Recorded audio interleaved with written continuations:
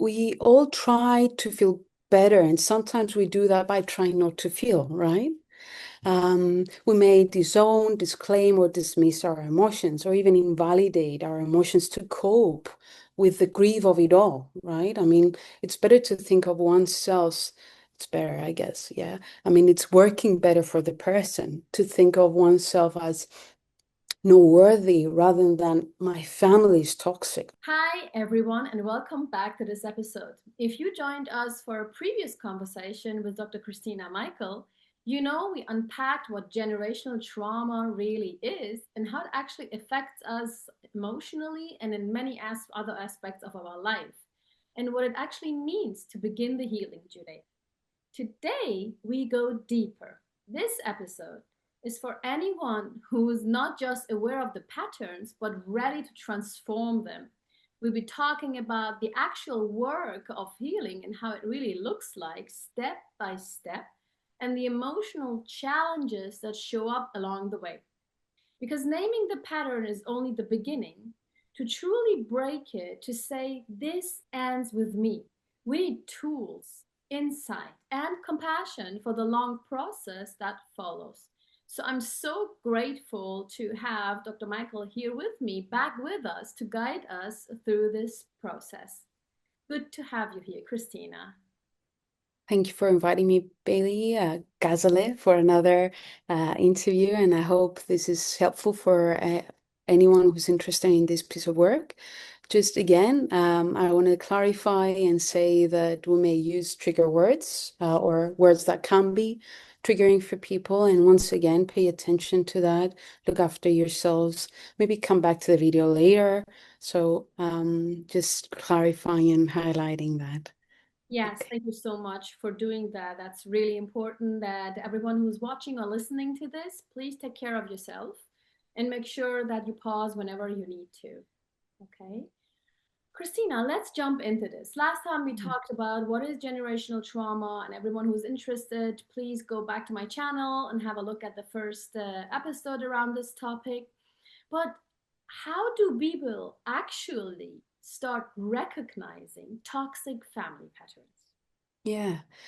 So when we refer to something as toxic in the context of family dynamics or relationships, we mean that something is harmful, destructive, or emotionally draining. A toxic environment or behavior typically undermines mental, emotional, or even physical well-being. Think of it as the opposite of nourishing. A family is supposed to be nourishing, right? In toxic family dynamics, the environment or interactions are marked by patterns that cause chronic stress, emotional harm, or even manipulation. So, recognizing toxic family patterns starts with awareness, as you said. People often find themselves reacting to situations in ways that are familiar yet unhelpful or feel triggered by certain family dynamics. So one way to begin is by reflecting on these family interactions. In other words, paying attention how you feel. Look for consistent themes, such as patterns of emotional neglect, criticism or overprotection, disrespect, cross of boundaries, and so on. So toxic patterns often involve unhealthy coping mechanisms like suppression of emotions or even using guilt to control someone's behavior. So the key is to notice the emotions these situations bring up and to recognize how these align with maybe past experiences or behaviors that have been repeated, maybe even over generations, right? So the first step is to recognize this pattern is becoming more aware of how you feel during these interactions. Maybe pay attention, do certain situations trigger certain emotional responses that feel out of proportion for you or out of character. This awareness is crucial for starting the process of healing and breaking the cycle. So recognition is the first and most important. Maybe pay attention to any frequent conflicts, unhealthy communication styles, unclear boundaries, feelings of guilt that may arise for you, or even shame when you're surrounded by certain family members. patterns of enmeshment or disengagement. So things like that. But, healing starts with awareness, right? Absolutely. Yeah. And I think one of the things that are difficult is many people, experience their family as normal. So out of my experience, clients first kind of feel like, well, this was normal, and then they leave the family. And that's where they all of a sudden notice that something in my family was not normal and that was toxic, right? Yeah, yeah, And that's absolutely. sometimes hard when you're in the system and right in that family and you haven't experienced anything else to kind of wander around if this is healthy or not. But what you say is also having the awareness of how certain things make you feel about yourself. And I think big part of that is, do I feel loved for who I am? Do I feel accepted? Can I express my emotions? Do I feel heard with my needs? Are my kind of needs met in this family? Do I feel like I can reach out to someone when I don't feel well? How is my family kind of coping with conflict? And so if you in a family where you kind of haven't experienced this feeling of then leaving the family and noticing maybe what the toxic patterns could be because you experienced something else, I guess what's helpful is asking yourself a lot how you feel about yourself in your Hmm. family, right? Yeah, yeah, yeah. You're making a very important point. I mean, we all try to feel better, and sometimes we do that by trying not to feel, right? We may disown, disclaim, or dismiss our emotions, or even invalidate our emotions to cope with the grief of it all, right? I mean, it's better to think of oneself. It's better, I guess. Yeah. I mean, it's working better for the person to think of oneself as no worthy rather than my family is toxic, right? Is in fact toxic. This can be disorientating for people, right? Because their basic assumptions of the world, of themselves, of their relationships. A family is supposed to be safe. I'm supposed to be worthy of love. Those assumptions are broken and now shattered. So grief is embedded once this recognition begins to happen, right? And So it's into what embedded could in be the this. next step, right? Hmm? Now you're going into once we recognize it, that Yes, okay, this is somehow something that didn't make me feel good about myself, and let's say it's toxic or wasn't healthy in my family, yes. then the actionable steps towards healing are actually what? Yeah, I mean, saying hello to the grief. Mhm.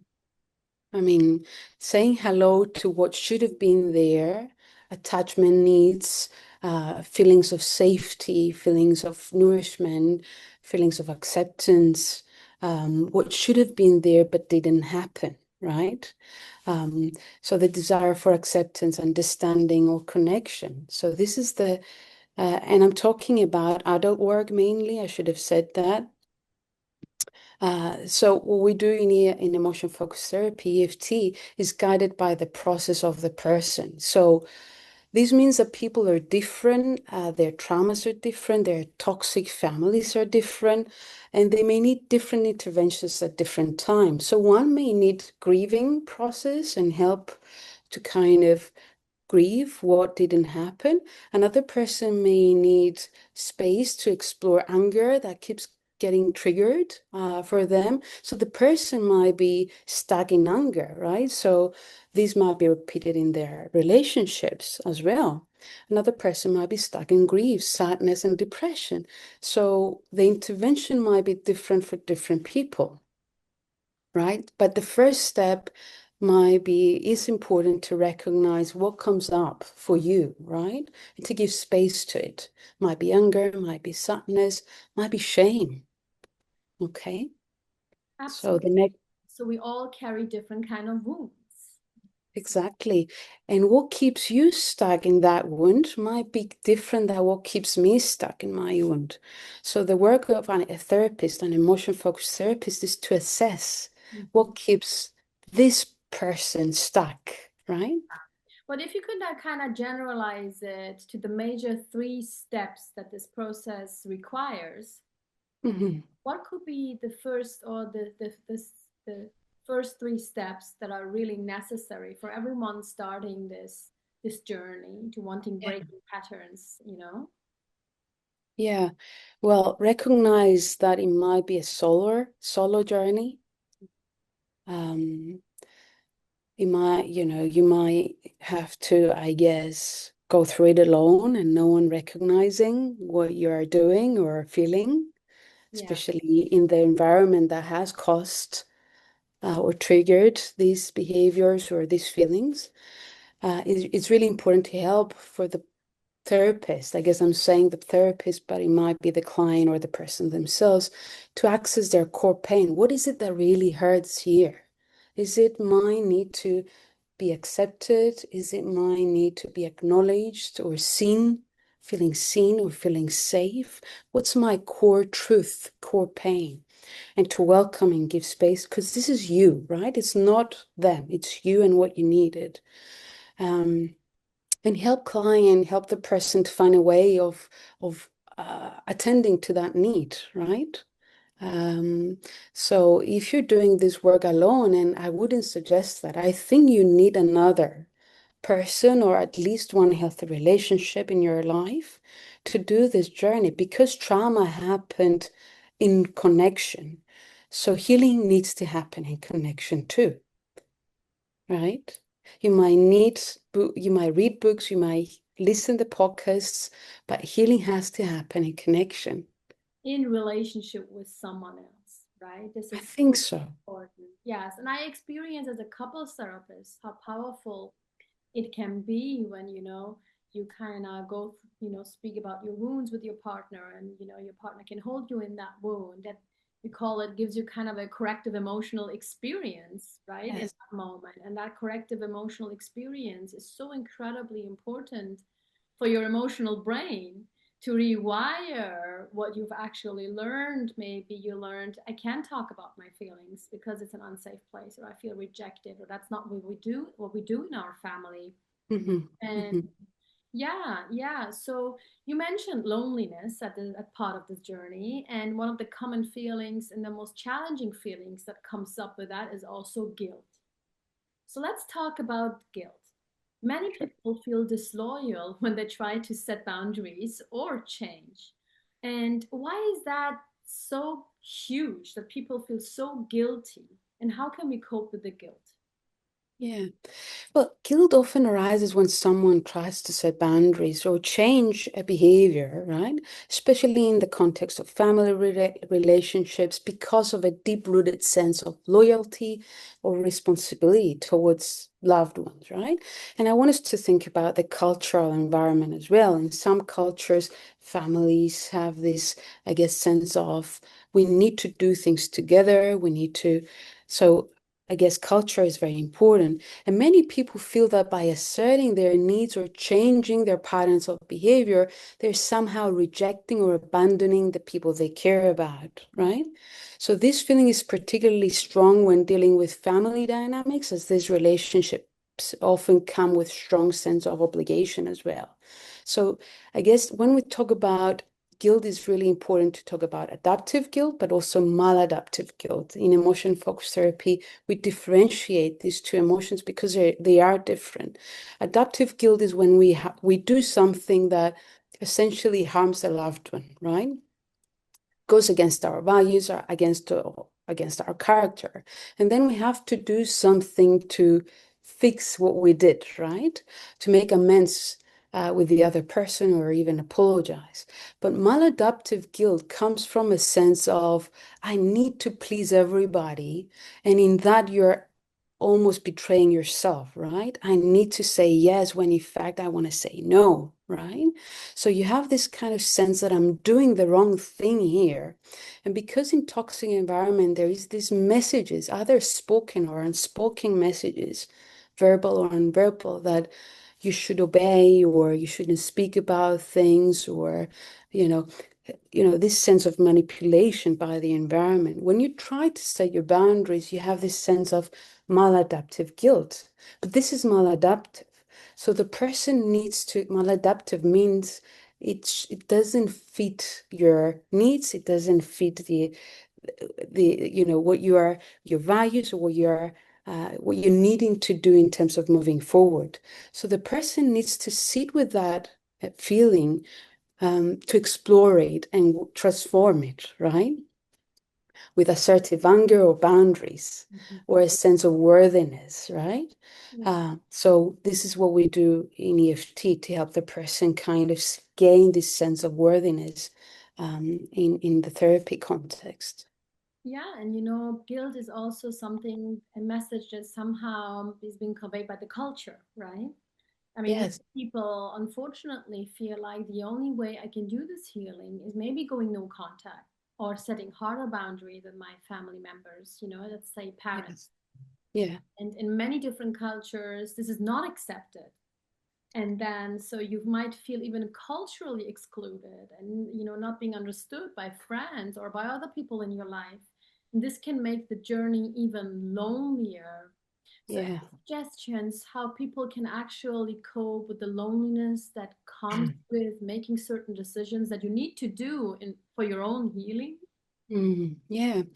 I mean, you're talking about ambiguous loss, Mhm. right? Because when you stop and when you stop talking to a family member, again, there is loss embedded in that, because the person who was supposed to be there for you is not there for you emotionally, or even physically, right? So it's important for the person to acknowledge that, but at the same time, create a network that they feel accepted and not, I guess, alien, Mhm. right? So even in therapy, but also in small groups, support groups, or friends, that they can be truthful, right? Yeah. Um, but yes, in some cultures, it might be very, very difficult. Absolutely. In Yeah. some cultures more than others, right? I work a lot with Yes. Asian cultures or traditional cultures, while more Mm. in individualistic cultures, it's easier to distance yourself because the concept of the family is a totally different one. So I guess what you're saying is it's so helpful to connect with others in this healing journey and find a Mhm. network that the people who experience something similar so you feel less alone in it, right? Yeah, yeah. Yeah. And a step in the healing process, Ghazaleh, might be to help the person, or the person to find, I mean, because it's a decisional split, right? I do want to be in contact with them, but this is so harmful for me, for myself, for my character. So the person needs help to understand how they want to be in relationship, if they want to be in relationship, and what's something that is really aligned to their character and their values. So that, rather than being reactive and saying, you know what, I'm not going to contact them anymore, this is just too harmful, we help the person to consciously choose, right? And that comes from work of, really processing emotional maladaptive stack feelings, right? Mhm. To go to more adaptive feelings they give us information on how we want to move forward in life. So yeah, right. Um, Absolutely. I And can part of keep that talking for process, ages about yeah, that. part of that process is at the beginning, acknowledging what can I have and what is it that I will never have. And when I grieve and let go of what I can never have, how can I have a relationship? And is it possible to have a relationship? But absolutely, you first need to kind of acknowledge and maybe grieve and let go of what you can never have, and then go through this process and see what do I really need and who do I want to be, Hmm. make that decision from that place rather than a reactive decision, right? Yes, And thanks exactly. for, yeah, emphasizing that. That's very helpful.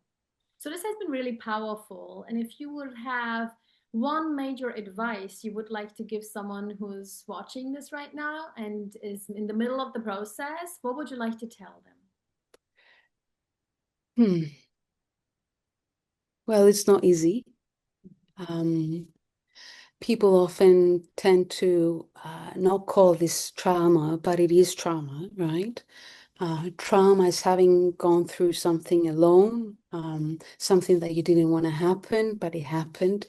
So, what I would say is embrace your path, because it's your path, and it's important to acknowledge what's happening in their environment, but also what's happening within you, right?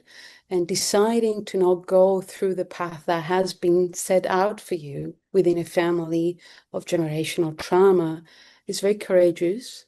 Everybody has their own timeline, their own timing. So you shouldn't push yourself, breathe, regulate yourself, ask for help.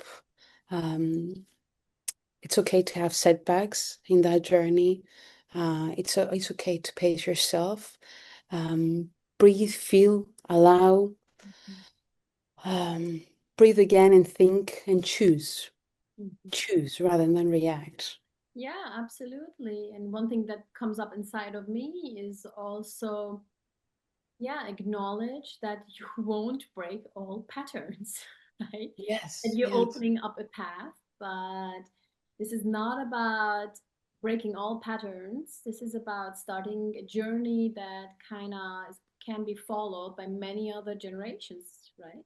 yes, So it's exactly. so important to know this is not going to be perfect and you won't be able to break all the patterns, but that you're actually starting to opening up something, opening up the door to the next generation, right? Yes, yes. Without wanting to add pressure to oneself, right? I mean, because that's also something that we notice, especially with people who are maybe in the mental health profession as well, right? Because they see things that other people don't see, and then they put this, pressure on themselves to break all the cycles. Mhm. But that, yeah, that is hard.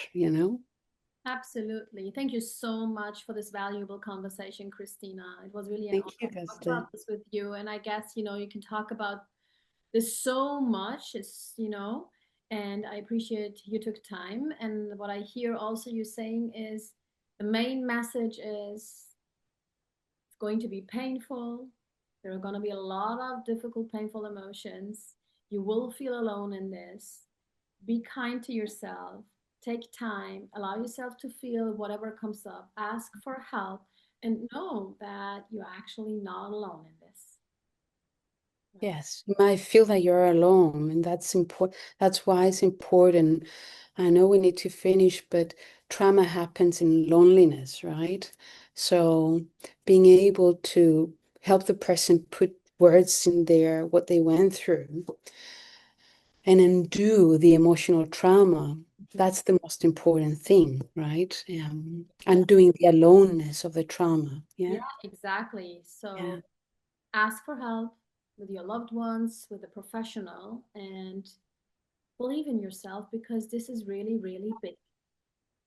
It was a pleasure talking to you, Christina. Thank I you, had Ghazali. fun. Thank you.